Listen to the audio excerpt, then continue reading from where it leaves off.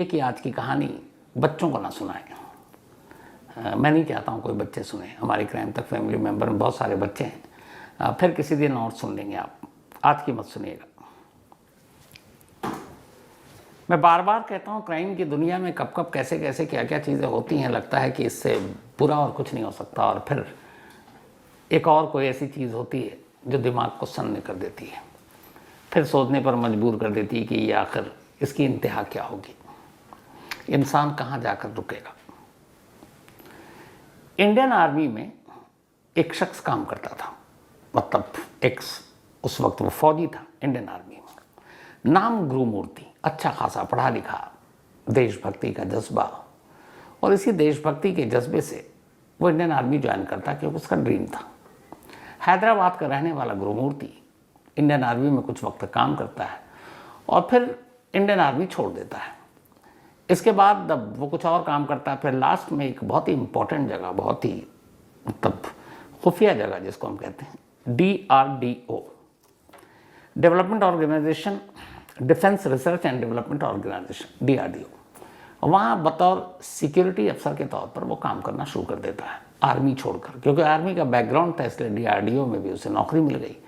DRDO बहुत ही sensitive जगह है, यहाँ पे सारे डिफेंस की चीज़ें रिसर्च होती हैं, यहाँ के हर एम्प्लॉय, हर गार्ड, हर सिक्योरिटी वालों की भी एक तरह से जासूसी होती है। तब गुरुमूर्ति आर्मी से निकलकर DRDO में काम कर रहा है। इसी दौरान जब वो आर्मी में था तो घर वालों ने उसके लिए एक लड़की देखी, नाम था P. वेंकटा माधवी।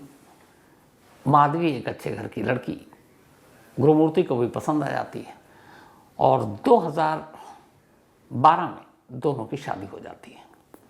शादी के बाद दोनों पति पत्नी बहुत खुश, धीरे धीरे वक्त बीतता है, इन दोनों के 2 बच्चे होते हैं। ज़िंदगी ठीक ठाक चल रही थी, पहले आर्मी में, फिर DRDO में नौकरी। हैदराबाद के मीरपेट इलाके में यह परिवार अपने घर में रहा करता था। धीरे धीरे वक्त बीता, सब कुछ ठीक ठाक था। माधवी के घर वालों को भी पता था कि माधवी का परिवार ठीक है, पति उसे प्यार करता है, 2 बच्चे हैं, अक्सर त्योहारों में घर आना जाना भी होता उसका मायके। अब जनवरी में मकर संक्रांति हम लोगों के यहाँ नॉर्थ इंडिया में 14 जैन को होता है, और ये अलग अलग नामों से देश के अलग अलग हिस्सों में भी होता है। तो साउथ इंडिया में बड़ा फेमस है, इसको पोंगल कहते हैं, लेकिन वो हमसे भी ज़्यादा इसको बेहतर तरीके से मनाते हैं, बल्कि 4-7 दिनों तक वो पोंगल मनाते हैं। हमारे यहाँ तो ये कि 14 जैन को 14 जनवरी को मनाया और बस, वहाँ 4 से 7 दिनों का ये त्यौहार होता है। और ये त्यौहार इतना बड़ा होता है कि आमतौर पर हर घर में लोग अपने घर जाना चाहते हैं। जैसे कोई पत्नी है तो वो अपने मायके जाना चाहती है, बेटा कहीं जॉब कर रहा है तो वापस घर जाना चाहता है। तो पोंगल के दिन आया, सब कुछ ठीक ठाक। 16 जनवरी ये आखिरी दिन था जब माधवी ने अपने मायके फ़ोन पर बात की। अमूमन वो हर दिन एक बार शाम को या रात को ज़रूर घर पर फ़ोन करती थी। अब 16 जनवरी को एक बार आखिरी सुबह बात हुई, लेकिन रात को हुई नहीं। घर वालों को अजीब लगा, लेकिन उन्होंने कहा कोई बात नहीं, त्यौहार है, बिजी होगी। 17 जनवरी को फ़ोन किया, फिर भी कोई सूचना नहीं। उन्होंने अपने दामाद को फ़ोन किया, गुरुमूर्ति को। तो गुरुमूर्ति ने कहा कि पता नहीं वो गुस्से में कहीं चली गई है। उन्हें लगा ठीक है आ जाएगी। अब 18 जनवरी की तारीख आ गई, लेकिन माधवी का मोबाइल स्विच ऑफ, कोई बातचीत नहीं। अब माधवी के माँ बाप को फिक्र हुई। उन्होंने कहा कि चलकर अपनी बेटी की खबर लेते हैं। अब वो जहाँ रहती थी अपने उस गांव से हैदराबाद पहुँचती हैं। हैदराबाद अपने दामाद के घर पहुँचती हैं मीरपेट। दामाद गुरुमूर्ति अकेला। उसकी वजह ये थी कि जब ये पोंगल आया तो माधवी की एक और बहन भी हैदराबाद में रहती थी। तो माधवी के बच्चे पोंगल मनाने अपनी उस मौसी के घर चले गए। अब गुरुमूर्ति अकेला था घर में। माँ बाप आते हैं, उसके बाद पूछते हैं तो फिर वो बताता है कि असल में हुआ ये कि पोंगल के वक्त माधवी अपने घर जाना चाहती थी। गुरुमूर्ति ने कहा कि मैंने उसको मना किया कि अभी बच्चे हैं यहाँ पर, मेरी भी नौकरी है, तुम इस बार मत जाओ, बाद में चले जाना। इस बात पे वो गुस्सा हो गई और फिर दोनों में झगड़ा हुआ, और झगड़े के बाद वो 16 जनवरी को घर छोड़कर चली गई। घर वालों ने कहा ऐसी बात थी तो आपको हमें बताना चाहिए था। उसने कहा मुझे लगा लौट आएगी, तो मैंने इतना सीरियस नहीं लिया। अब 18 जनवरी 2 दिन बीत गए थे, घर वाले आ चुके थे। उन्होंने कहा कि नहीं अब तो कोई सुराग मिल नहीं रहा, तो चल के पुलिस में रिपोर्ट लिखाते हैं। तो गुरुमूर्ति ने कहा कि हाँ मुझे भी फिक्र हो रही है, चलिए पुलिस स्टेशन चलते हैं, रिपोर्ट लिखाते हैं। अब माधवी के माँ बाप और माधवी के का पति गुरुमूर्ति, ये तीनों इसी मीरपेट इलाके में जो लोकल पुलिस स्टेशन था इनके जुरिस्डिक्शन में, वहाँ पहुँचते हैं और वहाँ जाकर पूरी रिपोर्ट लिखाते हैं। पुलिस रिपोर्ट लिखती है, पूछताछ करती है, फिर कहती है हम तफ्तीश कर रहे हैं। अब लगभग 16 के वो गायब हुई, 17-18 को रिपोर्ट लिखी गई, 18 बीत गया, 19, 20, 21, 22 तारीख आ गई, लेकिन माधवी का कोई सुराग नहीं मिला। 6 दिन हो चुके थे और पुलिस ने अपनी तरफ से भी पता करने की कोशिश की, कहीं कोई सुराग नहीं मिला। पहले पुलिस ने भी इस केस को हल्के में लिया, उसे लगा कि पति ने बताया था कि मायके नहीं जाने दिया, गुस्से में होगी तो किसी अपनी सहेली वहेली के घर चली गई होगी। लेकिन जब 6 दिन बीत गए तो अब पुलिस को भी फिक्र हुई कि कुछ गड़बड़ है। अब पुलिस ने सीरियसली इस केस की इन्वेस्टिगेशन शुरू की 22 को। उसने सारी जानकारी इकट्ठा की, फिर गुरुमूर्ति से दोबारा पूछताछ किया, बोला अच्छा बता हुआ क्या था। तो उसने कहा 16 तारीख को मैं आया, उसके बाद शाम को यही जाने के लिए बहस हुई, मैंने उसे मना किया, गुस्से में घर छोड़ के चली गई। अब पहली बार 22 जनवरी को पुलिस सीसीटीवी फुटेज को खंगालने का सोचती है। ये काम पहले भी कर सकती थी, बट उसने शुरुआत में केस को हल्के में लिया था। अब जब उसने गुरुमूर्ति के घर के आसपास के सीसीटीवी फुटेज को खंगाला तो अजीब सी एक चीज़ नजर आई। वो ये कि दिन में एक बार दोपहर से पहले माधवी घर से निकली और फिर घर की तरफ जाती हुई दिखाई दी, घर के अंदर जाती हुई दिखाई दी, लेकिन उसके बाद उस घर से माधवी कभी बाहर आई ही नहीं। अब पुलिस को ये बात बड़ी अजीब लगी, लेकिन वो सीसीटीवी का एंगल कुछ ऐसा था कि अगर वो घर से बाहर निकल भी जाए तो कुछ जगहों पे ऐसा है जो वो पकड़ नहीं सकता था। तो यहाँ बेनिफिट ऑफ डाउट पुलिस ने गुरुमूर्ति को दे दिया। लेकिन पुलिस को अब शक हो रहा था कि अब जिसकी बीवी घर छोड़ के चली जाए और 16 को जाए और 18 तक वो कोई रिपोर्ट भी ना लिखाए, 18 को रिपोर्ट तब लिखाए जब इन लॉज उसके आ जाए, और फिर उन लॉज के साथ मिलके वो ढूंढ रहा, और इस दौरान में लगातार अगले 6 दिनों तक वो माधवी के तमाम दोस्त, जितने जानकार, रिश्तेदार, पड़ोसी, हर एक के घर इन लॉज के साथ जाता, दिन भर पुलिस के पास भी जाता, पूछता, फॉलो अप करता कि मेरी बीवी का कोई सुराग मिला। लेकिन जब वक्त बीता, 6 दिन हो गए, तो पुलिस को गुरुमूर्ति पे कुछ शक होने लगा और कोई सुराग मिल नहीं रहा था। पुलिस ने कहा चलो एक तरीका आजमा के देखते हैं गुरुमूर्ति के ऊपर। उन्होंने गुरुमूर्ति को बुलाया कि आओ तुमसे कुछ पूछताछ करनी है। अब गुरुमूर्ति से वही सारे सवाल जो 6 दिन से हो रहे थे घुमा फिरा कर करना शुरू किया। जब घुमा फिरा कर करना शुरू किया तो पुलिस ने पाया कि जो उसके पहले दिन के जवाब थे, जो दूसरे दिन के जवाब थे, जो तीसरे दिन के जवाब थे, उसमें कहीं ना कहीं थोड़ा सा कंट्राडिक्शन है, उसके स्टेटमेंट बदल रहे हैं। जबकि एक शख्स जिसकी बीवी गायब हो उसको एक एक चीज़ याद होगी, क्योंकि ये छोटी मोटी चीज़ नहीं है, और वो भी जब बीवी अभी मिल नहीं रही है, 6 दिन बीत चुके हैं, कुछ भी हो सकता है। तो जब स्टेटमेंट में ये उसके भटकाव देखने को मिला तो पुलिस को लगा कि कुछ गड़बड़ है। इसके बाद फिर हैदराबाद पुलिस ने कहा चलो अपने अब तरीके से पूछताछ करते हैं। इसके बाद उन्होंने गुरुमूर्ति से अपने तरीके से वही पुलिसिया अंदाज में पूछताछ की। सीधा साधा आदमी गुरुमूर्ति, इंडियन आर्मी में रह चुका, DRDO में, तो वो ज़्यादा देर तक पुलिस की वो पुलिसिया अंदाज को बर्दाश्त नहीं कर पाया। फिर उसने कहा कि साहब मैं हकीकत बताता हूँ। पुलिस ने कहा बताओ। उसने कहा कि सच्चाई जानने के लिए आपको मेरे घर चलना पड़ेगा। अब पुलिस की टीम को लगा कुछ तो है। अब पुलिस की एक पूरी टीम गुरुमूर्ति के लेकर उसको हैदराबाद के उसी मीरपेट इलाके में पहुंचती है। मीरपेट इलाके में जाने के बाद वो अपने घर का दरवाज़ा खोलता है, पुलिस वालों को साथ लेकर अंदर जाता है और सीधे ले जाकर किचन में रुक जाता है। किचन में स्टोव के बराबर में एक बड़ा सा प्रेशर कुकर रखा था। वो प्रेशर कुकर पुलिस को दिखाता है और कहता है कि आखिरी बार मेरी वाइफ माधवी इसी प्रेशर कुकर से निकलकर बाहर गई थी। पहले तो पुलिस को कुछ समझ में नहीं आता, लेकिन अंदर घुसते ही पुलिस वालों के भी थोड़े हालत ख़राब कि क्या बोल रहा है, क्या है। कई बार ऐसा होता है जब कोई क्रिमिनल या कातिल जब वो कुछ अपनी कहानी सुनाता है ना, तो बेशक वर्दी में हो, पुलिस वालों के भी रोंगटे खड़े हो जाते हैं, क्योंकि वो इंसान है, वो भी डरने लगते हैं। जैसे निठारी केस में उसको देखकर जब वो बयान देता था तो पुलिस वाले डर जाते थे। तो यहाँ पे भी जब उसने बताया कि इस कुकर के रास्ते ही वो घर से बाहर गई, तो पुलिस को लगा कुछ तो अब गड़बड़ है। फिर वो पुलिस वाले को किचन से निकाल कर बाथरूम ले जाता है और कहता है ये वो जगह है जहाँ से निकलकर वो किचन के उस कुकर तक पहुंची थी। पहले तो ये लगा गुरुमूर्ति की पता नहीं मानसिक हालत, दिमागी हालत ठीक है कि नहीं। अब दोनों चीज़ें बताने के बाद वो पुलिस वालों को लेकर अपने घर से दूर एक नदी के पास ले जाता है, और उस एक नदी का नाम भी है जो उसके घर के पास है।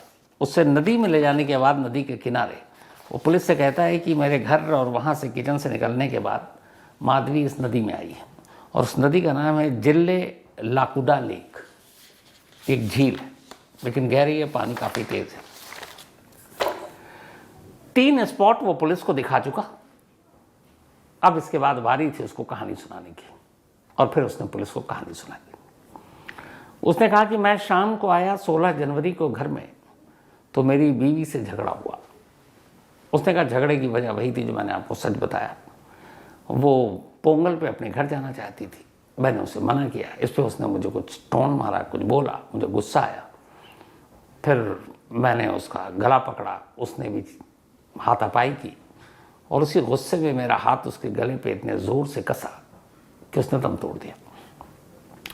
जब उसकी मौत हो गई तब मैं पहली बार घबराया। मुझे लगा ये मैंने क्या किया, और अब मुझे पुलिस कानून का खौफ आने लगा कि मेरे हाथ से एक मर्डर हो गया है। क्या होगा, मेरे बच्चे जानेंगे तो क्या होगा, लोग जानेंगे तो क्या होगा, जेल जाना पड़ेगा, जेल में पता नहीं क्या होगा। तो मैं अब लाश को रखकर कई घंटे तक सोचता रहा कि मैं करूं क्या। और जिस इलाके में मैं रहता था वहाँ से एक पूरी लाश को, एक डेड बॉडी को उठाकर घर से बाहर ले जाना और कहीं ठिकाने लगाना बड़ा मुश्किल काम था। तो मैं अब कई घंटे तक सिर्फ यही सोचता रहा कि इस लाश को करूं क्या और इस लाश से पीछा कैसे छोड़ूं। उसने कहा तभी मुझे ख्याल आया कि अगर इस लाश को इस हाल में पहुंचा दूं कि शिनाख्ती ना हो पाए तो फिर कोई पकड़ भी नहीं पाएगा। दूसरा, इस लाश को इतने हिस्से कर दूं कि जब मैं बाहर लेकर जाऊं तो ये समझ ही भी नहीं आए कि कोई डेड बॉडी ले जा रहा है या किसी थैले में कोई सब्जी लेकर जा रहा है। आते ही उसने लाश को बाथरूम में ले गया। वो बाथरूम में ले जाने के बाद उसने तेज धार हथियार से अब लाश के टुकड़े करने शुरू किए। वो लाश के छोटे छोटे टुकड़े करता और फिर उन्हें एक पॉलीथीन में रखता, पर उसे लगा कि ये कब तक करता रहूँगा और फिर कहीं बदबू ना आ जाए। तो उसे याद आया कि अगर इस लाश के टुकड़ों को उबाल दूं तो स्मेल नहीं आएगी, और फिर शायद उबालने के बाद वो जो एक ह्यूमन बॉडी का पूरा एक शेप और बाकी चीज़ें वो भी पहचान में नहीं आएंगी। इत्तेफाक से उसके घर में एक बड़ा सा प्रेशर कुकर था। तो पहली किस्त में उसने लाश के छोटे टुकड़े किए, प्रेशर कुकर में डाला, उसे उबाला। उबालने के बाद उसे पॉलीथीन में डाला। इसके बाद धीरे धीरे वो अब लाश के टुकड़े करता जाता, प्रेशर कुकर में डालता जाता। 16 जनवरी से ये सिलसिला शुरू हुआ। 17 और 18 3 दिन 72 घंटे तक वो अपने घर में बैठकर लाश के टुकड़े करता रहा, उबालता रहा। इधर दोनों बच्चे 16 जनवरी को ही इत्तेफाक से जब ये मियाँ बीवी में झगड़ा हुआ, उससे पहले उसने मना कर दिया था कि तुम मैके नहीं जाओगी। तो उसने कहा कम से कम बच्चों को तो पोंगल मनाने दो। तो बच्चे अपनी बुआ मौसी के घर पहुंच गए थे। तो घर में कोई और था नहीं सिवाय पति पत्नी के, और उसे पता था कोई आएगा नहीं। तसल्ली से 72 घंटे तक उसने लाश के टुकड़े किए, प्रेशर कुकर में उबाला और फिर पॉलीथीन में डालता गया। लेकिन अब उसके बाद उसके सामने एक और दिक्कत आई। उसे लगा लाश के टुकड़े तो हो गए, लेकिन जो लाश की हड्डियां हैं वो कैसे, उसका क्या करूं, वो तो उगलेंगी नहीं।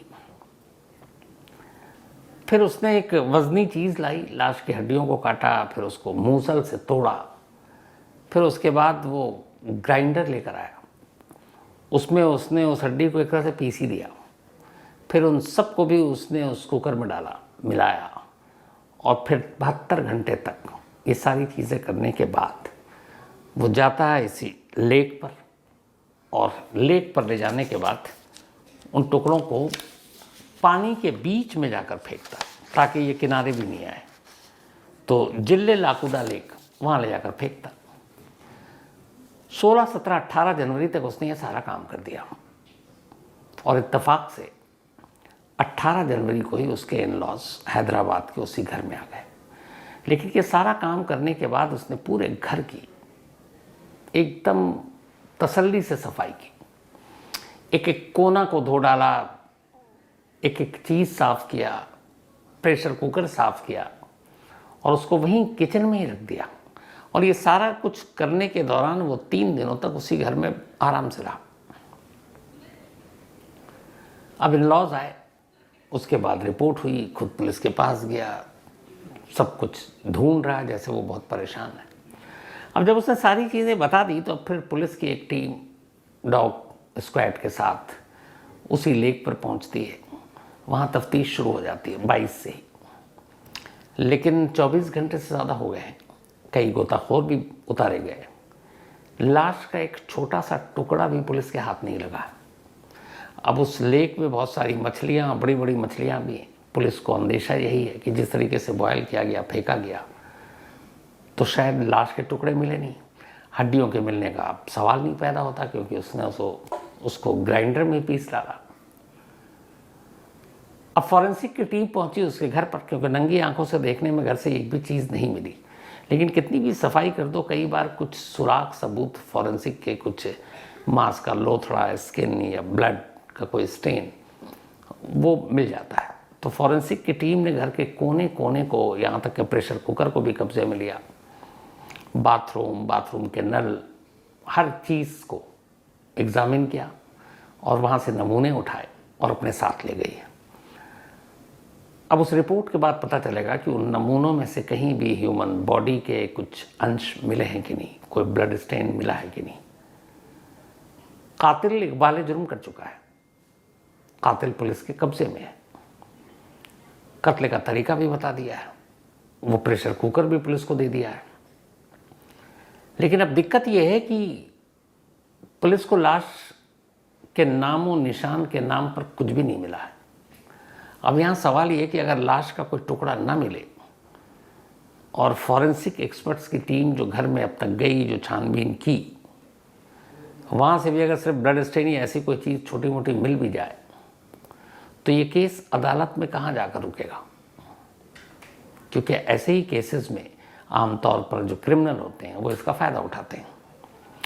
तो अब ये हैदराबाद पुलिस के लिए एक बहुत बड़ा चैलेंज है कि कातिल है इकबालिया, उसका बयान है, लेकिन पुलिस को दिया गया स्टेटमेंट अदालत में मान्य नहीं होता है। तो वहाँ पे चाहिए प्रूफ, सबूत, एविडेंस, विटनेस, और इनमें से अभी तक सारी चीज़ों में पुलिस के हाथ खाली हैं। अगर उस लेक से एक भी लाश का टुकड़ा मिल जाए तो डीएनए के ज़रिए पुलिस इस्टेब्लिश कर सकती है कि वो माधवी का टुकड़ा है। उस घर से अगर कोई ऐसी चीज़ मिलती है तो भी थोड़ा सा केस में हेल्पफुल होगा। लेकिन अगर ये चीज़ें नहीं मिलती हैं तो फिर गुरुमूर्ति को क्या सज़ा दिला पाएगी हैदराबाद पुलिस, फिलहाल ये कहना मुश्किल है। गुरुमूर्ति इस वक्त पुलिस कस्टडी में है, कोर्ट ने उसे पुलिस हिरासत दे रखा है, पुलिस हिरासत में उससे पूछताछ हो रही है और ये भी पुलिस कंफर्म कर रही है कि कहीं झूठ तो नहीं बोल रहा, उसी लेक में उसने फेंका या कहीं और फेंका, कुछ उलझा तो नहीं रहा है। लेकिन अब तक जो वहाँ के पुलिस सोर्सेज हैं उनका कहना है कि जो उसका स्टेटमेंट है वो यही है कि उसी लेक में फेंका है। तो पुलिस की जाँच जारी है, अब देखिए इसमें वो क्या सबूत लेकर आती है। लेकिन इस कहानी के सामने आने के बाद इस मीरपेट इलाके में जिसने भी ये सुना है, ये घर एक तरह से इस वक्त उन लोगों के लिए एक पता नहीं क्या टूरिस्ट स्पॉट जैसा हो गया। हर कोई आकर देखना चाहता है कि यही वो घर अच्छा जिसमें कुकर में उबाला गया। पूरे लोकल न्यूज़पेपर भरा हुआ है इस स्टोरी से, लोग दूर दूर से आकर देखना चाहते हैं इस घर को। ये भी एक अलग है कि एक ऐसी वारदात में भी तमाशबीन पैदा हो जाते हैं।